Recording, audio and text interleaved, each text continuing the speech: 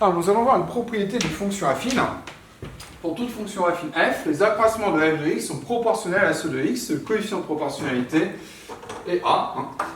A, bien sûr, si f de x égale à x plus b.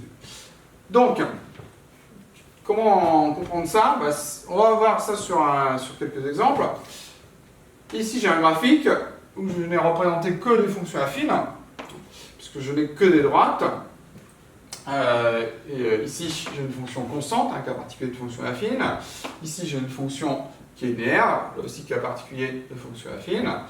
Et là, j'ai d'autres, en rouge et en vert, j'ai d'autres représentations graphiques de fonctions affines. On nous dit les accroissements de f de x sont proportionnels à ceux de x. Je vais prendre la droite qui est en rouge.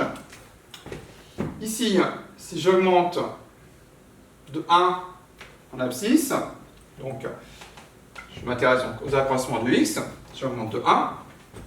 En ordonnée, j'augmente de 1, 2. On a donc un coefficient directeur qui vaut 2. Si j'augmente plus de 1, je multiplie mon accroissement par un nombre. Par exemple, je multiplie par 2. Je n'augmente plus de 1, mais j'augmente de 2. Donc, je vais arriver ici. On nous dit que ça va être proportionnel à ce qu'on a trouvé tout à l'heure. Effectivement, pour rejoindre la courbe, j'augmente de 1.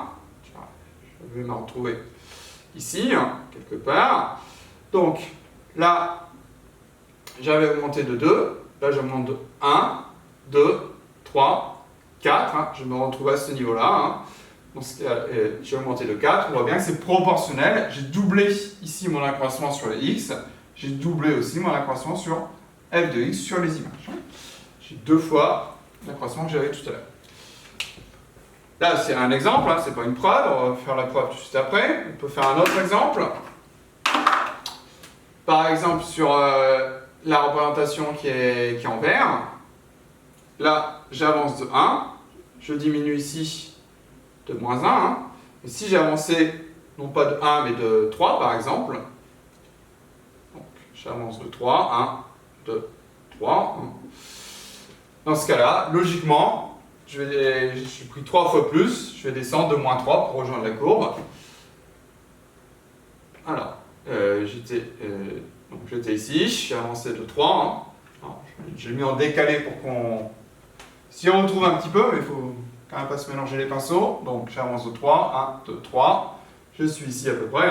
Je vais redescendre de 3, 1, 2, 3. Effectivement, si je descends de 3, je me retrouve bien sur la droite. J'ai avancé de 3, j'ai descendu de 3. J'ai fait 3 fois plus que tout à l'heure. Donc, on peut voir ça aussi sur les fonctions linéaires. Là, si j'avance de 1, le coefficient directeur il est 1, 2, 3 ici. J'ai augmenté de 3. Si j'avance de 2, donc jusqu'ici, 1, 2, 3, 4, 5, 6, je viens me retrouver à cet endroit-là. Je viens multiplier par 2 mon accroissement sur les images, sur f de x. Pour retrouver ça, on considère qu'un nombre a, b, x1, x2 et f, la fonction définie par f de x égale ax plus b. On va calculer la différence f de x2 moins f de x1, donc la différence entre les deux images. On a donc a x2 plus b, je remplace dans la formule x par x2. Ensuite, j'enlève l'image de x1, donc attention, c'est entre parenthèses a x1 plus b. Je vais donc avoir a x2 plus b moins a x1 moins b. Si je multiplie par moins 1 chacun des termes qui est à l'intérieur de la parenthèse, chacun des termes de la somme. Les b, j'ai b plus moins b, enfin b moins b, ça s'annule. Ici j'ai un facteur commun, a. Donc j'ai a entre parenthèses, je factorise x2 moins x1.